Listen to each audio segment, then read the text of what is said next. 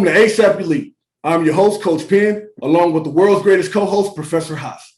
Today, we shed light on America by confronting the myth of the majority absentee Black father. We are here. We have assumed our responsibilities to our families and communities, and we are leading by example. We have not gone anywhere. I'm going to allow our guests to introduce themselves. We're thankful for having you guys on for this open forum. Hopefully it's used to ignite, educate, motivate. And like I say, keep the world and the nation on notice that we are here, despite the stereotypical media outlets. We just don't need we don't need a pat on the back because we're too busy working. Get what I'm saying? So welcome, fellas. Hey, first off, thank you for having me. What's up, gentlemen? My name is Lonnie Allen. Currently in Atlanta by way of Detroit. I'm a father, son, all of the above. Looking forward to this. I'm Stephon Boogie Johnson from DeSoto, Texas. Play receiver, University of Oregon commit. I am Stephon Johnson, dad, brother, father. I am currently in Dallas by way of St. Louis, Missouri. And thank you guys. It's an honor to be a part of this podcast. Appreciate you guys. For sure. Yo, what's going on? LaMarcus Brand, son of Lonnie Allen.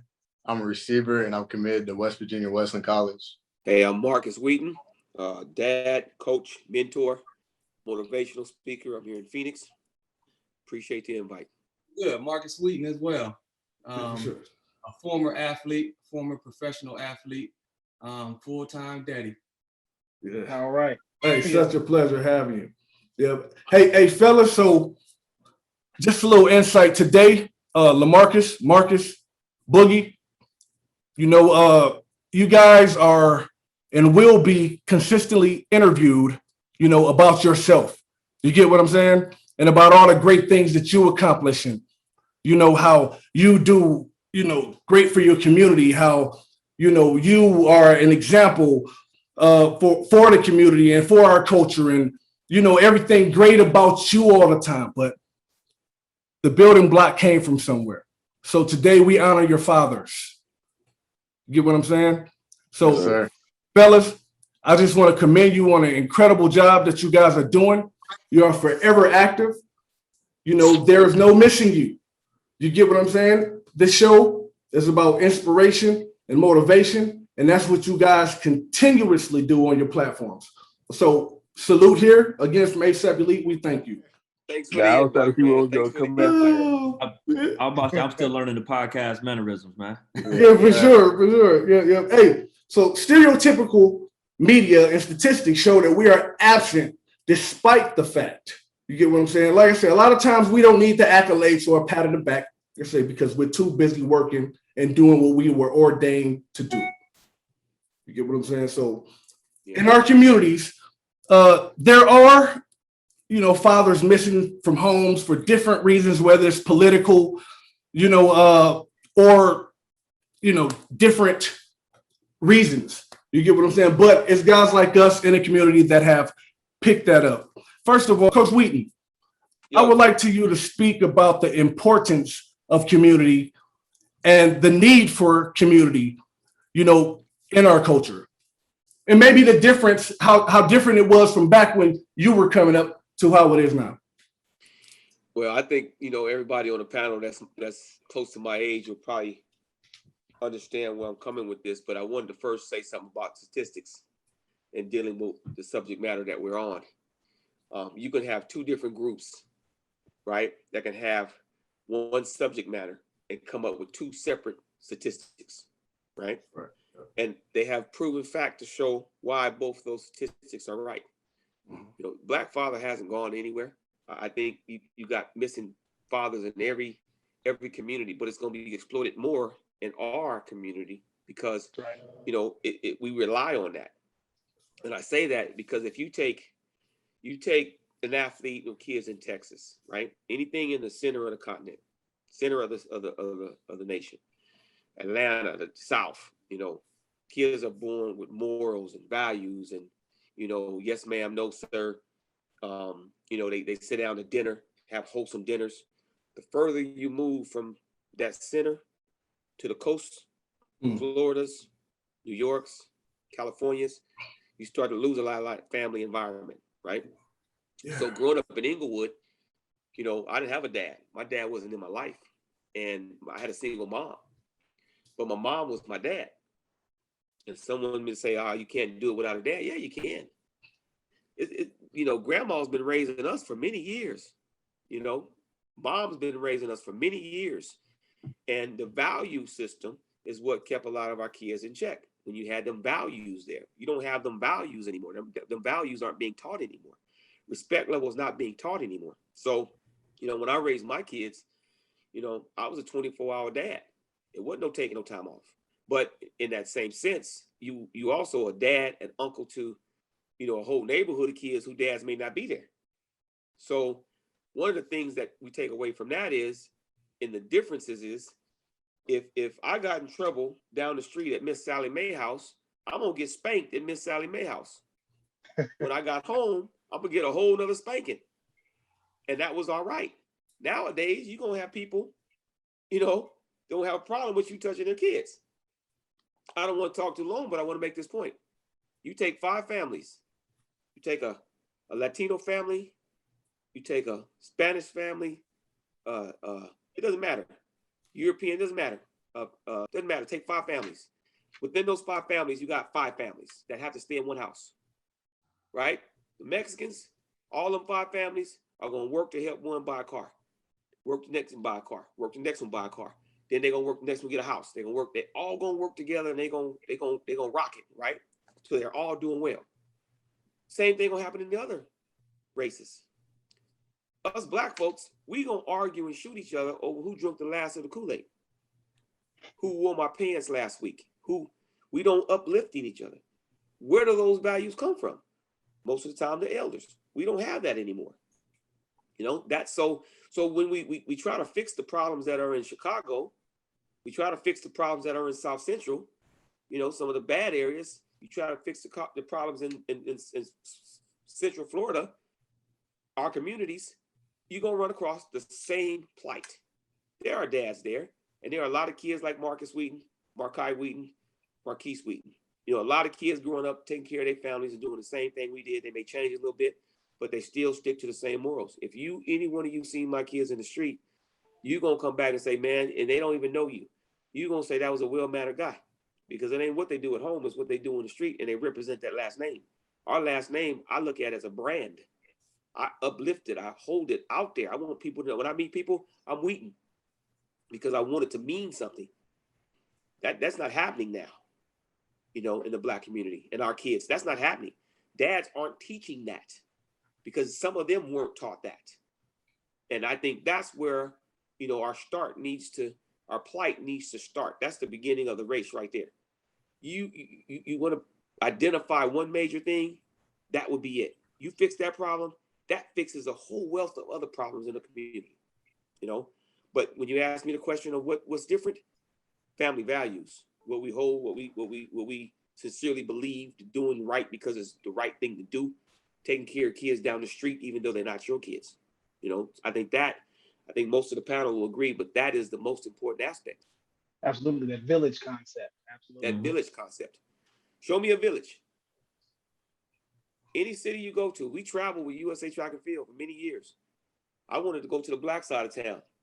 I want to go eat their food. I want to go buy their clothes. I want to smell their neighborhoods and see what's going on in their neighborhoods. Their neighborhoods ain't no different than ours. Ain't no different than where we grew up at. My kids had it tough in South Phoenix, but they knew they better be home for the sun came down. I don't care what nobody else was doing. One thing I think helped my kids were they learned at a young age, you're only going to be, you get me? You're only going to be as successful as the people that you had around me. Right. And Marcus is on here. There's been several times when he had friends, I'm like, nah, we ain't rocking with him. Right. And they didn't understand why. Hey, so Marcus, just to piggyback off that, you know, let's show some appreciation to Pops. You know, what were some values that he instilled in you? But I'm sure it just didn't stop with you and your siblings. You know, also your brothers and your friends that, you know, needed a positive father role model around, and he was able to pick that up and instill that in them. You get what I'm saying? Yeah. So, as he mentioned, we had a lot of friends. So he coached us through Pop Warner. He coached us all the way up, right? So while we were young, all the kids was all my homeboys, all my teammates was always at our house, right? Anytime any of those kids needed something, it was my dad buying it. Anytime we had to travel, when they couldn't afford to travel, they either rode with us or he's paying for flights, right? So I think that, and even now, talking to a lot of those guys, now that we're adults, a lot of those guys still look up to my dad. A lot of those guys have had tough upbringings, right?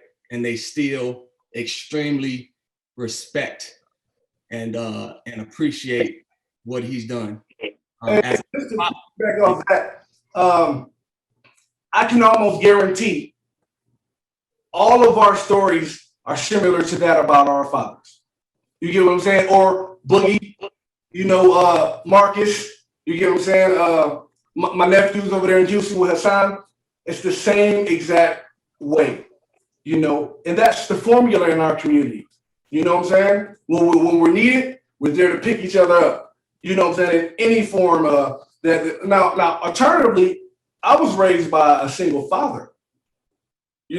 So majority of my friends were raised by single mothers. So they automatically, my buddies automatically, attracted to myself differently because of the fact that they actually saw, a Mr. Wheaton, a Mr. Johnson, Professor Haas, a Lonnie, and my father being Robert Penn, so definitely, I definitely understand where you're coming from. And it also helped those people, and mold them for the future and who they became. And Marcus, those same friends that you're talking about, I can almost guarantee, I'm just stepping out on the ledge that they continuously thank your pops, you know what I'm saying, or always bring up your pops or ask about pops, you know what I'm saying, because they appreciate them for filling that void.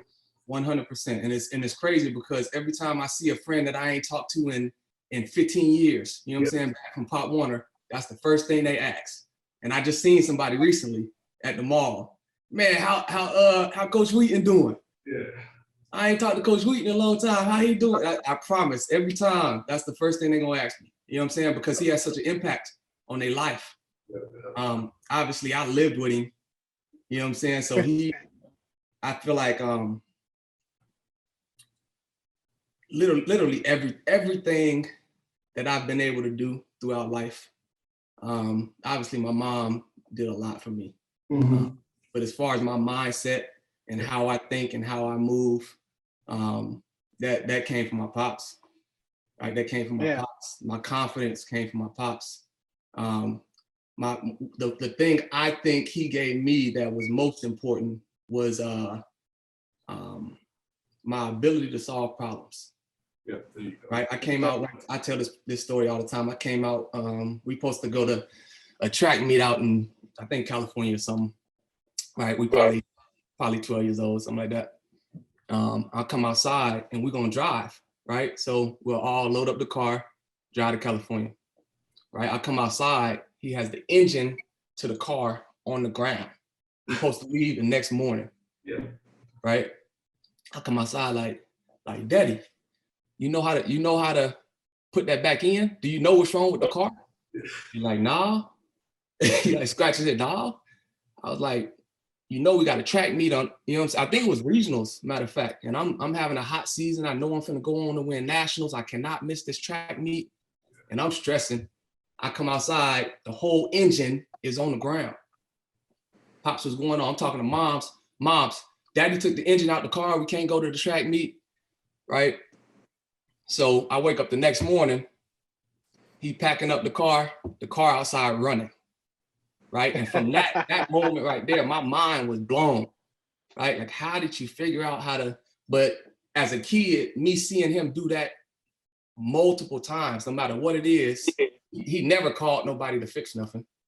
Yeah, for sure. Right? He always did everything or figured out how to do everything on his own. And I think that carried a lot of weight with me as a kid. That's right. good And stuff. that helped me, whether I'm third string, just getting to college. Like, this is a problem I need to solve.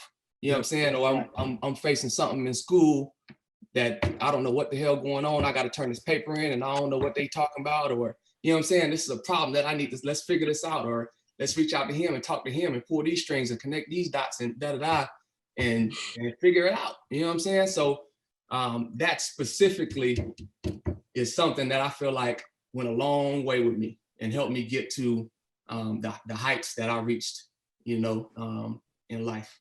Sure, my man. That's good stuff, because when you talk about the whole village aspect, right?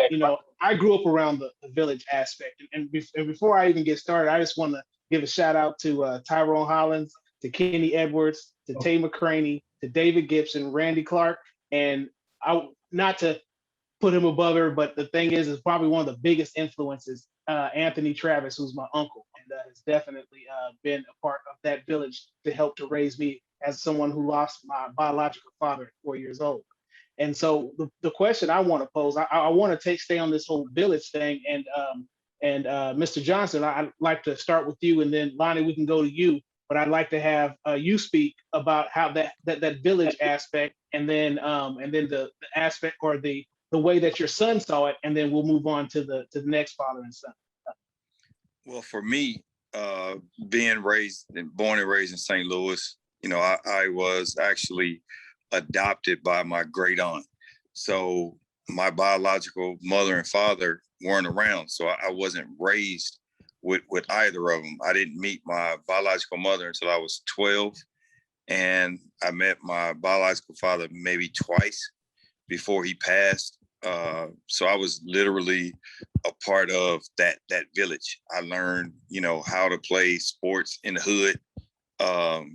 The older guys in the hood taught me, coaches. It was a part of that village mindset. I grew up in a neighborhood where if something happened down the street, most of the time it was my family members, because my family members were, pretty much a huge part of my neighborhood.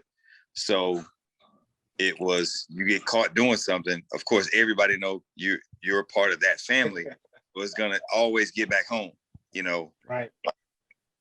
So as I got older, my parents they were too busy working for me to say, hey, can y'all come watch me play? They were like, no, we got work to do. We got to feed you, So they were never at any of I started boxing first and then track and football, but I did everything, by myself.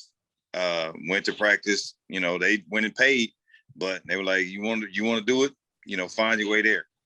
So I understood that importance of, going to work. And as I got older, not having that guidance from, parents, I said, any kid that I run across, I would always make sure that when I'm an adult, I will give them everything that I can to help assist them in their dreams. And one lesson I learned early, I had kids early, then I moved away to play football in Houston at TSU. So I wasn't there in the state with my kids. I went home as often as I could, but my younger kids, I wasn't there to raise them, physically as much as I wanted to. So I learned a lot from that. So as I got older, having kids really made me focus on just trying to do the best and be the best that I can for my kids and any kid that I could run across in the neighborhood. And it's just kind of one of those things where you kind of gravitate to coaching because you love being close to the sport. And it's, just becomes, then you become a part of everybody else's extended village. Right.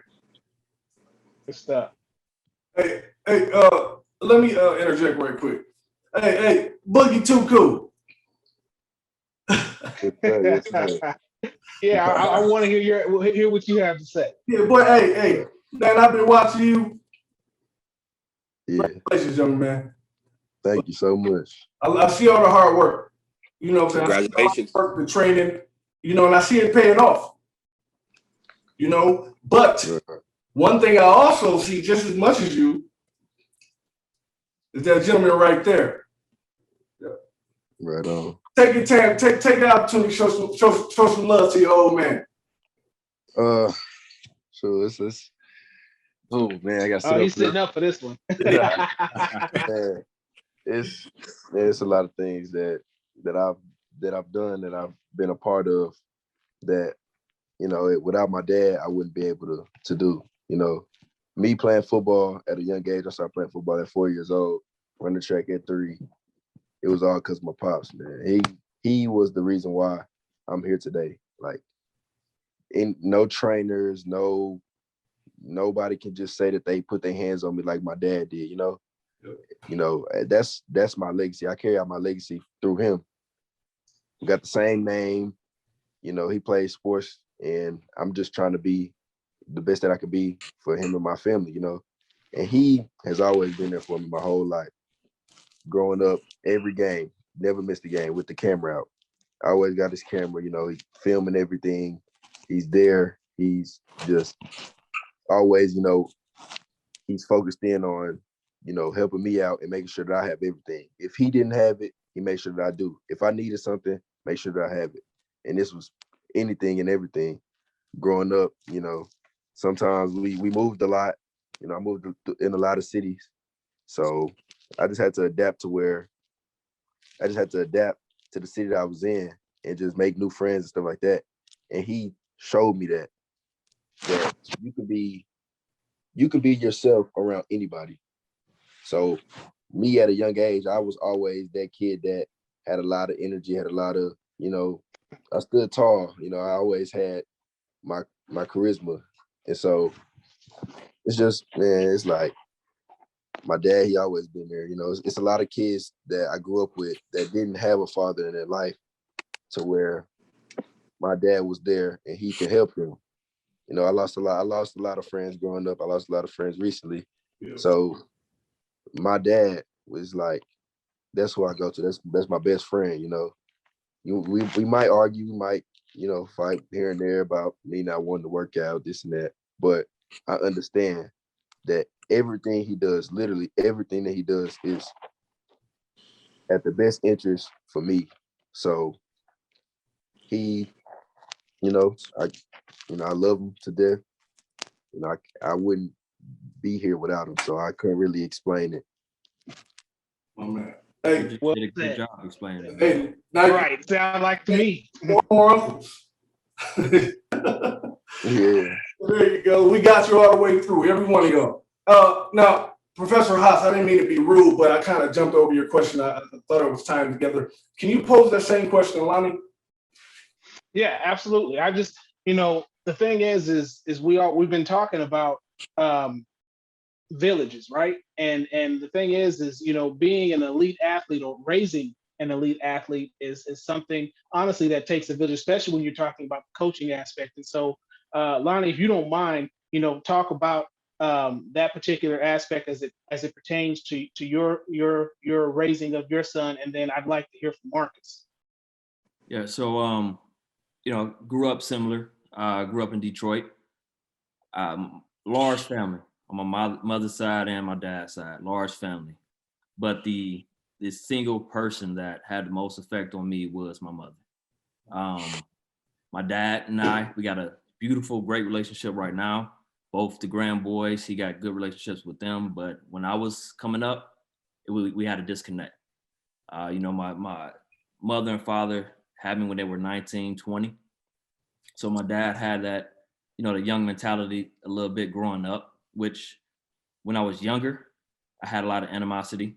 But as I got older and kind of understood that the perspective and challenges that he faced, you know, not everybody handled everything the same way.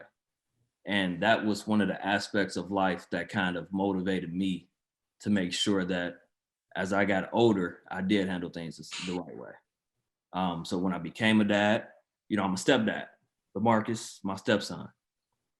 We first met when he was 5. You know, we had kicked it off, great relationship. We connected. You know, I had maturing that I needed to do before, you know, I finally settled down. His mother straightened me out. You know, I settled down, and Women have a way of doing that, man. yeah, exactly. But our relationship, you know, was golden. You know, he played sports, and then he came to me one day on his own because, you know, I played sports growing up, and told me that, hey, you know, he wanted to train, he wanted to be something. And when we had that first conversation, I let him know that, you know, it wasn't gonna be easy. You know, you're just gonna have to make some sacrifices. He was with it since day one, and he's been with it to this day. You know, so I want to give that impression to him always that, and I've told him this, that me and his mom, we're living for him and his brother. He has a 4-year-old brother that looks up to him. And I want to make sure that I'm being that role model for both of them. But most of all, he needs to be that role model for his little brother. You know, I can go on and on about my childhood, but that's a different story. You know, we all had make sacrifices, and I learned a lot through trial and error. I just say that. So I'm trying my best to make sure that he doesn't have to go through much error in life. Hey, let me add on to this, Lonnie, and explain to people who you are. You know, a lot of times, you know, we get on these platforms, on these shows, and, you know, we put out and we depict to people what we want them to see. You know, you and I met maybe 20 years ago now. You know, I'm putting some age on us. Yeah. From the beginning, you were that person. You were this person. You know what I'm saying? The real deal. So I played sports coming up, but I didn't have the influences that, you know, these guys got right now. As far as taking college serious, you know, the opportunities that I could possibly set up for myself, you know, so my route was different. And I had to learn and accept that my route is my destiny and it was meant for something else. So, you know, I met Rob playing sports, playing football. You know, I played receiver, corner. You know, we had a lot of good competitions going back and forth. I took pride in not letting anybody catch on me. You know, it was very few players that can do that. You know, Rob would get me when we practicing, but, you know, iron sharpen iron, right? Yeah. That's the mentality that we always had. Yep. So, you know, because I wasn't able to do the sports route and I wasn't able to go that route, you know, I often looked at cats that I played against or that I knew that did go that route, and some made the league, and I always, you know, used to wonder, but it wasn't for me to just sit and dwell and play the what if game. So, you know, I got a 20-year career in the sports industry through 2 different sports clubs. You know, senior manager position that I've been making a name for myself and steadily growing in that profession. And that's part of my story that LaMarcus knows. That's part of the trial and error that he knows. You know, Yeah. I'm giving him all the tools that I didn't have. Amen. Because when it's time for him to step up and he has his family, I want to make sure that the tools that he get from me and the tools that he get from Rob and any other mentor that comes in his life, he's able to have his own shed and be able to pull every tool he needs out when it's time. Okay. Well, now, LaMarcus. LaMarcus is, let me introduce LaMarcus to you. Like I say, both the young cats, class act guys, man. You know, I see you guys being an example for your age group, you know, and that's dope. You know, everybody, you know, when we're young, we want to be that person, but you know, that hat gets kind of heavy sometimes. I understand it, but you guys, I see your focus. You know what I'm saying? I see your grind. But LaMarcus is the host of our new show, ASAP Elite Next Up Edition, which comes out tomorrow. So besides him going on to college this fall, you know, he has also took on that responsibility. You know, but I've been here, like I say, and I know who his father is, you know, and so, you know, I see, you know, I see Lonnie reflecting in Marcus. You know, Marcus, your turn. So I was gonna start by saying, like, I love this man to death, bro. Like, he really just came into my life and just like completely changed my mindset and everything. Like, when he came into my life, like my work ethic changed. Like he said, like we started going to the field and all that right away. And like I just started grinding extra hard. And like he just, I don't know if he realizes it, but even when I go out, like to the barbershop, for example, like they talk about this man all the time and just like how great of a person he is. And just even my friends ask like how he's doing and all that. And because he just, he's a great person. He's a role model to like me and all my friends. Like he'll sit down and talk to my homeboys like he's like their father. So he plays a great role model on that. And he's always been for me at everything. Like he just does, like he sacrifices his time all the time. Like he'll come home from work mad late and I'll ask to throw the ball around just because I need the extra work and he'll do it, even if he's really tired. So like he said, he really does live for me and my brother. Like he'll be real tired, like I said, and he'll just spend time with us. And like I feel like that's really important. Because like not everyone has that. So I really thank him for that, for real. And just like everything he instilled in me. Oh man. Good deal. Hey, now I just want to take the time to also call out someone that's been a mentor, my entire life, and I have been blessed to being born in his family. Someone that I look up to and has always, been a mentor to me and led by example, Professor Haas, my brother. What advice would you give the next generation of fathers? We're going to start the roundtable on that, giving advice back to our communities. We're going to go ahead and wrap it up. You definitely caught me off guard with that, Coach Penn. I know for me, I've always believed in that village, because I was raised by a village, and I kind of take from the school of Coach Wheaton, because not only and then also I think Coach Johnson said that as well. Is I grew up without a father and had people who saw something in me and decided to allow me to latching on to the fathers of my friends and family and things of that sort. Well, the thing is now as a father, right, an active father, when there's an issue at the school, daddy's up there. They're not used to seeing daddy up there at the school. They used like, well, let's call his mom. No, we need to call his dad.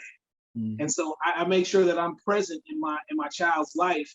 And one of the biggest things that I have to understand, because and I've run into this before as I help other children or who I happen to come in contact with, is even as a father, I do allow other fathers, especially the men that I respect, to have influence on my child, and I'm okay with that. We're very connected to our church. There's a lot of men that I have high respect for, that my son may go and talk to them about something, and I'm okay with that, because I know the company that or the caliber of men that I keep my child around. And so what I would say to anyone who's listening, who has children, when you know the men that you're around, because it's about the company you keep. I think somebody talked about that as well. You want to allow other great men to impress upon your child. It doesn't have to be just you, but in order for your child to be the best you can be, or best them they can be, is it definitely is going to come from you. But allow that community that you built for them to also have that impact. Right. Amen. Coach Wheaton. Hey, I love that. My cloth is a little different.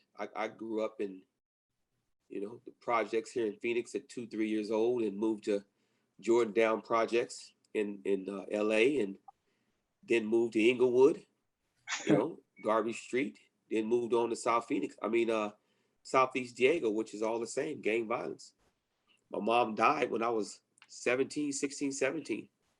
I'm on my way to, Arizona State or U of A. I had a lot of offers then. But, I watched my mom die my whole junior, senior year. Now me and my brother are homeless. So when I started to develop what I can tell, dads that are coming up, there ain't no manual to this. Right. Young guys, there ain't no manual to this. God is going to put it in your heart for the direction you need to take, because 90% of the kids I grew up with are dead. Right. So when I made sure that, my mom made sure that God was in full effect with us, there wasn't no half, we ain't half in and half out when it comes to integrity and respect. My mom was the type of mom that'll give it to you. She don't care who you with. And her resolve for making sure that you understood the respect for the woman was even higher. That's one of the benefits of being raised by a mom. But then when it's time to knuckle up, she'll be the one lock the door when you try to run home because them dudes is chasing you. No, you go out there and Your get mom it. must know Judy Travis. They must be cousins or something. Hey, there it is there. But one thing, man, when I found God, and I really pushed that. I ain't half in and half out with that. And I made sure my kids understand that. So when my boys get to college, what's the first thing they do when they hit the campus? They're looking for a church to go to. Not because mom and dad making them, but because they want to. God is going to be the dictator of where you go. And you gotta let God press your buttons on what roads you are going to travel. People doing all this moving around and it ain't working. You know why it's not working? Because God ain't driving.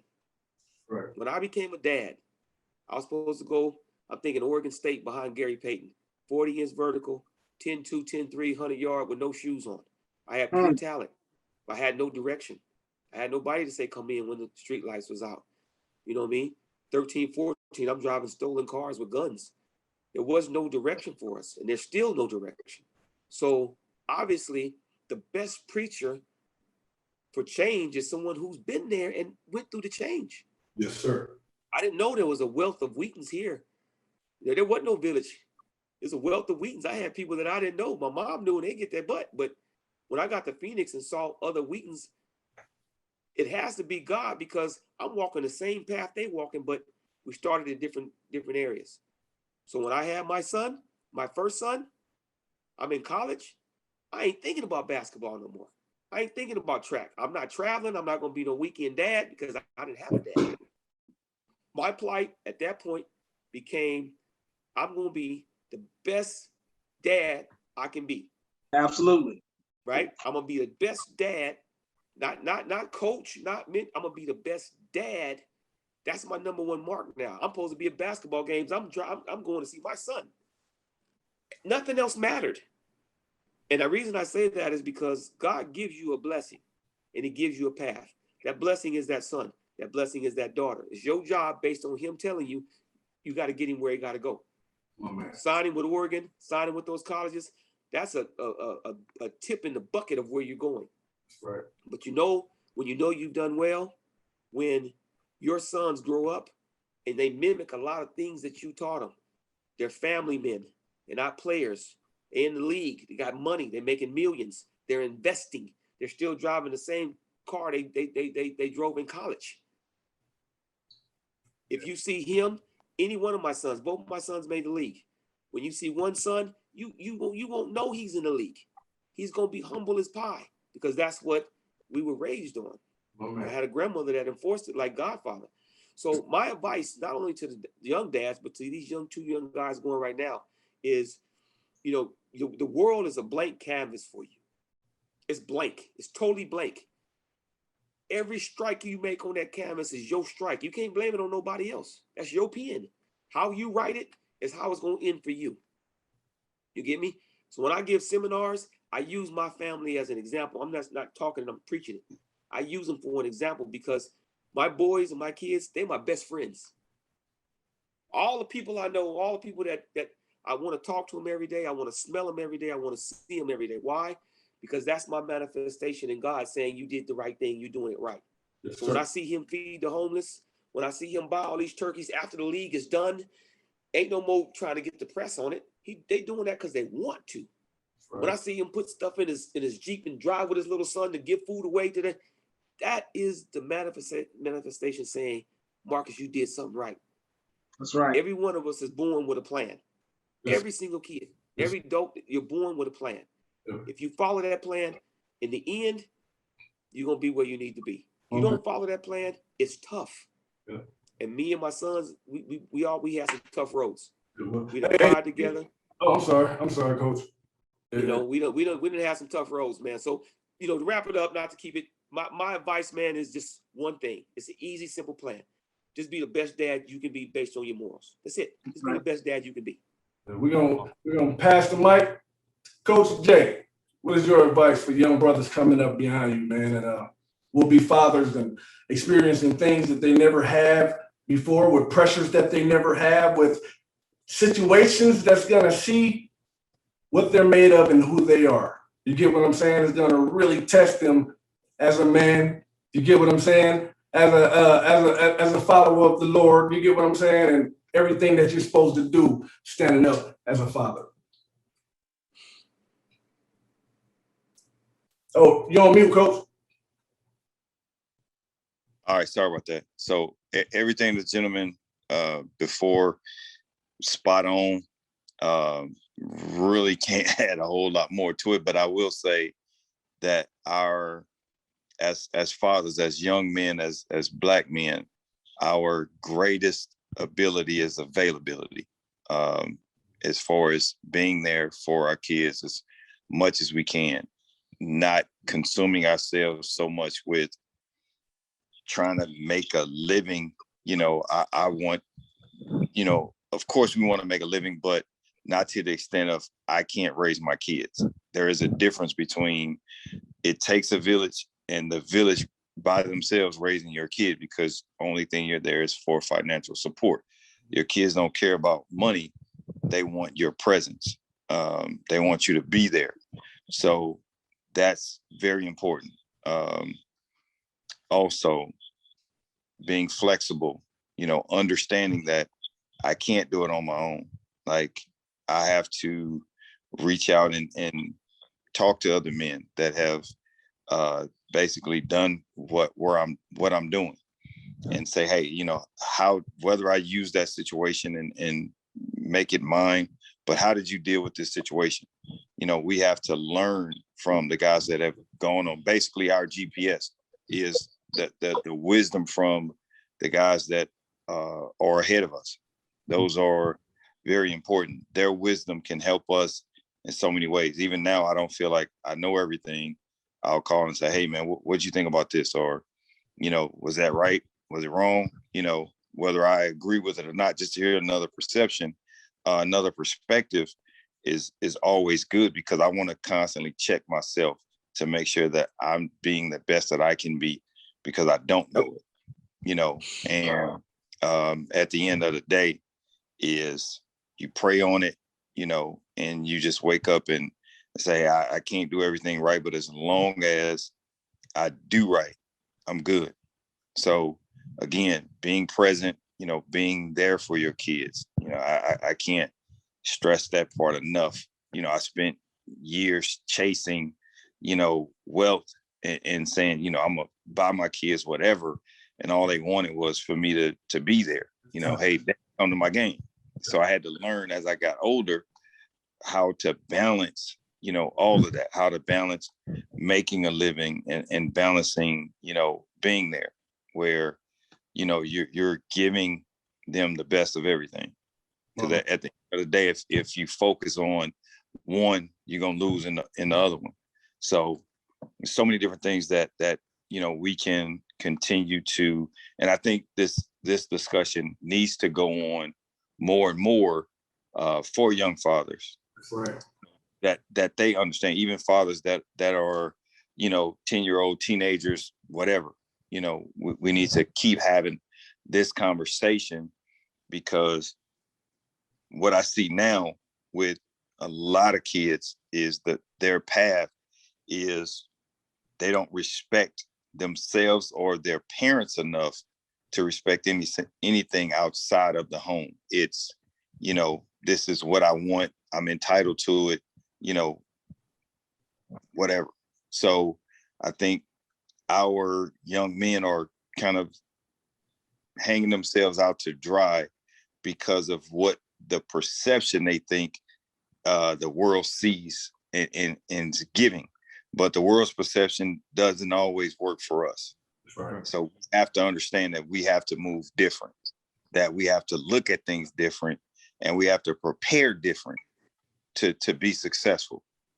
So again, let's push to be the best we can be and be flexible in that process. Oh, man. Good stuff. Thank you, Coach. Lonnie, go ahead, bring it on home, brother. I agree with everything that's been said. Couple philosophies that I go by: control what you can, and within that control, be intentional. I'm intentional with everything that I do with the family. I'm intentional with every action that I make. I know everything I do have a consequence, so they understand that what they do have a consequence, and don't betray your words. That's right. If I'm saying something, and if I say I'm gonna do something, then I make sure that I stand on 10 toes and I take care of business as needed. Oh, man. Hey, I want to thank you, fellas, but I want to also give you some wisdom to, maybe guide your peers also, young fellas. Because I'm sure if they're close to you, they come and tell you things, especially if it's a void, if something is missing, if if a parent or a father has not been there like he was supposed to, or is fulfilling his responsibility the way that you expect him to. I posted something, and a lot of times we don't understand this until we win, but I posted this on the ASAP Elite page. It said, "Forgive your parents. They were learning too." Forgive your parents. They were learning too.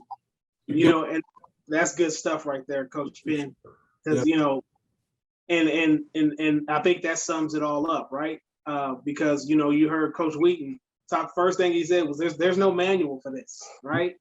And so what I hear from everybody is, I hear one,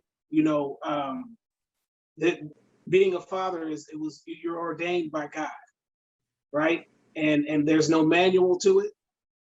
Learn from your mistakes.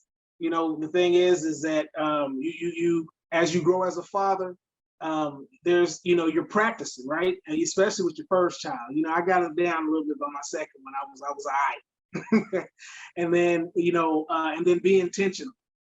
And so if you do those things that these amazing fathers that blessed us with their presence on this podcast, if you listen to what they said, then I think you got a pretty good shot. Yeah, for sure. Hey, and just to add to that, this isn't just for young fathers coming up. I'm a father, everyone's here a father, but we don't get a chance to speak to other fathers that's equally yoked, that's doing the same things, that's responsible and, carrying on the torch. So this is an opportunity for us also to learn from each other, fellowship.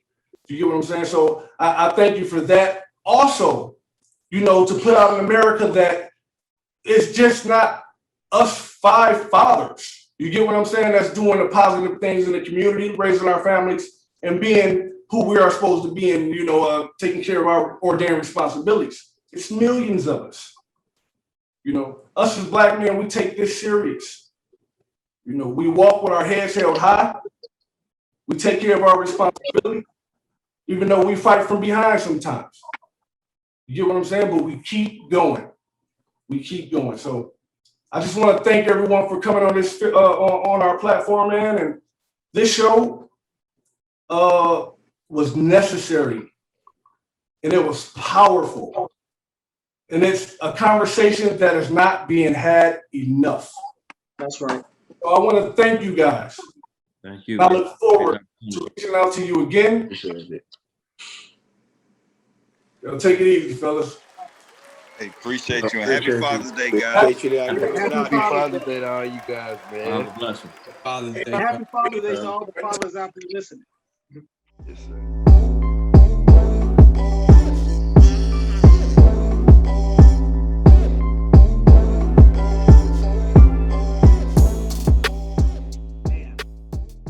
Man, Was necessary. that was necessary. And on this Father's Day, Yes. we definitely needed to talk about fathers being fathers.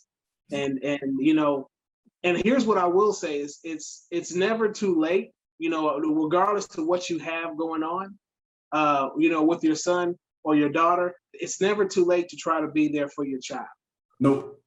So, God put them on this earth, and remember that they're God's child. We're stewards over them. So as Coach Wheaton said, I love how he said we're ordained. Ordained. And so that's once that child comes in this world, God says, hey, take care of my child, give him back to me. Yes, sir. Well, Haas, like I said, I want to thank you for being, the picture of the Black father in our communities, and raising the bar, man. Along with all these gentlemen, like I say, along with Robert Penn Sr., who taught me how to be a father, who stuck it out, despite, himself and everything that he went through, and putting his dreams and goals to the side, being a single father, to make sure that myself and my sisters, were successful. And Pops, thank you. Yeah, and man, I also want to thank you. You know what I'm saying? My boys look up to their aunt. You know what I'm saying? And if you weren't the father and the man that you are, they wouldn't love you like they do, man. So I appreciate you for all that you are, man. I appreciate you. Love you, man. Love you too. Until next week, we'll see you later on ASAP Elite.